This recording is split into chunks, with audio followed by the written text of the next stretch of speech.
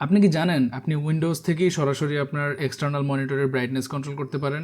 অথবা আপনার স্ক্রিনের যে কোনো জায়গা থেকেই টেক্সট কপি করা পসিবল এমন একটা সার্চ বার যেটা আপনার উইন্ডোজ ডিফল্ট সার্চ বারের চেয়ে ফাস্ট অ্যান্ড অ্যাড ফ্রি, অথবা উইন্ডোজের যে কোনো জায়গা থেকে আপনি কালার পিক করতে পারেন। এই সব কিছুই পসিবল একটি অ্যাপ্লিকেশনের মাধ্যমে, যেটা কোনো থার্ড পার্টি অ্যাপ্লিকেশন না, বরং মাইক্রোসফটের নিজেরই একটা অ্যাপ্লিকেশন।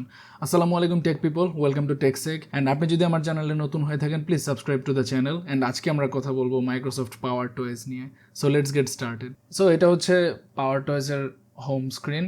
অ্যান্ড সবচেয়ে বেশি আমি যে জিনিসটা ইউজ করে থাকি সেটা হচ্ছে পাওয়ার ডিসপ্লে। সো পাওয়ার ডিসপ্লে মডিউলটা যখন আমরা ইউজ করি, সো এই মডিউলটার যে আপনার অ্যাক্টিভেশন শর্টকাট আছে সেটা ক্লিক করলে আপনি দেখবেন এখানে আপনার ব্রাইটনেসের একটা স্লাইডার থাকবে, আর আপনার মনিটরে যদি অডিও আউটপুট থাকে তাহলে সেটাও এখানে পেয়ে যাবেন। সো এখান থেকে ব্রাইটনেস আপনারা চাইলে মনিটরের বাড়িয়ে কমিয়ে নিতে পারবেন। তবে এখানে একটা বিষয়, এই জিনিসটা অ্যাকচুয়ালি সব মনিটরে সাপোর্ট করে না। যেমন আমার গিগাবাইট মনিটরটাতে সাপোর্ট করলে আমার স্যামসাংয়ের একটা ছোটো মনিটর আছে সেটাতে সাপোর্ট করে না। So your mileage may vary. এরপর নেক্সট যে মডিউলটা আমার ডে টু ডে বেসিসে ইউজ করা হয় সেটা হচ্ছে টেক্সট এক্সট্রাক্টর। টেক্সট এক্সট্রাক্টর হচ্ছে এমন একটা মডিউল যেটা দিয়ে আপনি আপনার ডেস্কটপের যে কোনো জায়গা থেকে যে কোনো টেক্সট কপি করতে পারবেন। এই ছবির মধ্যে দেখা যাচ্ছে অনেকগুলো টেক্সট আছে। সো আমি যদি আমার শর্টকাট দিয়ে অ্যাক্টিভেট করি, এই লেখাটা আমি কপি করছি, I find that the harder I work the more lakh I seem to have. So এটা কিন্তু কপি হয়ে গেছে অ্যান্ড এটা আপনি সাথে সাথে এখানে পেস্ট করে নিতে পারবেন। সো এটা হচ্ছে টেক্সট এক্সট্রাক্টর। এরপর আরেকটা মডিউল আমার খুব ইউজফুল লাগে, সেটা হচ্ছে পিক।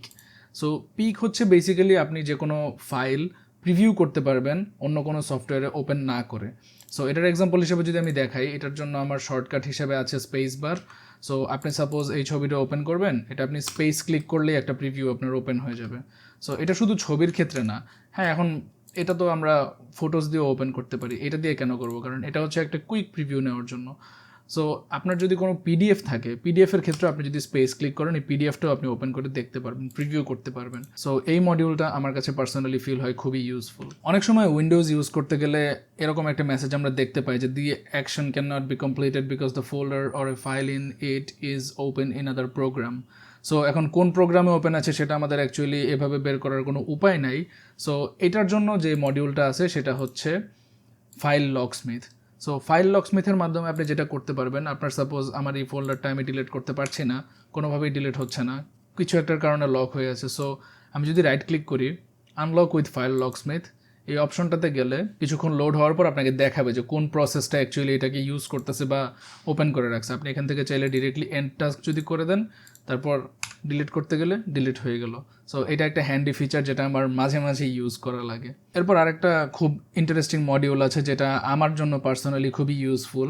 অনেক সময় দেখা যায় আমরা কোনো একটা ছবিতে অথবা কোথাও একটা কালার দেখলাম, বাট এই কালারটা আমরা বুঝতে পারি না যে এই কালারটা কী, বা অথবা কোন কোড এই কালারটার। সো এই কালারটা কপি করার জন্য আমাদের যে মডিউলটা আছে সেটা হচ্ছে কালার পিকার। সো কালার পিকারের যে শর্টকাট আছে, আপনি যদি শর্টকাটটা দিয়ে অ্যাক্টিভেট করে নেন, তাহলে আপনি যেখানে মাউসটা নেবেন আপনি সেখানেরই কালারটা আপনি দেখতে পারবেন। ইভেন যদি সিলেক্ট করেন তাহলে এখানে আপনাকে হেক্স, আরজিবি, এইচএসএল সব রকমের কপি করে নিতে পারবেন আপনার ইউজেবিলিটি অনুযায়ী। এরপর হচ্ছে কমান্ড প্যালেট।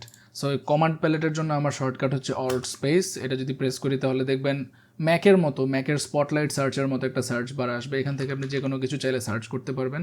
অ্যান্ড কোনো কিছু যদি না পান, ইন্টারেস্টিং বিষয়টা হচ্ছে এখানে সাপোজ আপনি কোনো কিছু এখান থেকে ডিরেক্টলি ওয়েবে সার্চ করবেন, সেক্ষেত্রে যেটা হবে আপনার ডিফল্ট যে ব্রাউজারটা আছে সেই ব্রাউজারটা দিয়ে এটা সার্চ করবে, এজ দিয়ে করবে না। যেমন আমি যদি search the web in Google Chrome click করি, দেখবেন ক্রোমে আমার ওপেন হয়ে গেল।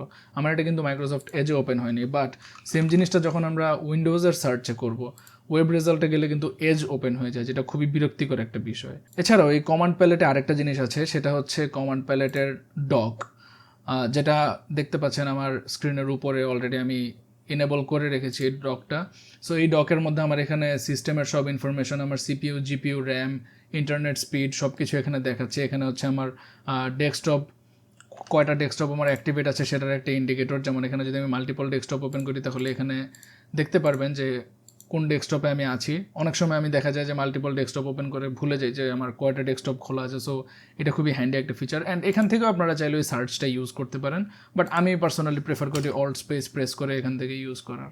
এরপর লাস্ট বাট নট লিস্ট, আমার মোটামুটি রেগুলার ইউজেজের মধ্যে আরেকটা যে মডিউল আছে সেটা হচ্ছে গ্র্যাব অ্যান্ড মুভ। সাপোজ যদি এরকম একটা পজিশনে আপনার উইন্ডোটা থাকে, আপনি পেছনেরটা কিন্তু ড্র্যাগ করতে পারবেন না। সো সেই ক্ষেত্রে আপনার যে হটকি আছে, হটকিটা যদি আপনি ক্লিক করেন, ক্লিক করে কিন্তু আপনি ওই উইন্ডোটা মুভ করতে পারবেন পেছনের। সো ওই উইন্ডোটা মুভ করতে পারবেন। আপনি যদি লেফট ক্লিক করেন মুভ করতে পারবেন, আর যদি রাইট ক্লিক করেন তাহলে হচ্ছে এটাকে রিসাইজ করতে পারবেন। উইন্ডোজে অনেক সময় আমাদের বিভিন্ন অ্যাপ্লিকেশনের টপ টাইটেল বারটা কিন্তু স্ক্রিনের বাইরে চলে যায়, যেমন আমার এই ইনস্ট্যান্সে কিন্তু এটা আমি কোনোভাবেই অ্যাক্সেস করতে পারছি না বা ড্র্যাগ করতে পারছি না। সো সেই ক্ষেত্রে কিন্তু আপনি এই হটকিটা ইউজ করে লেফট ক্লিক করে এটাকে আবার ড্র্যাগ করে ফেরত নিয়ে আসতে পারবেন। So that's about it for today.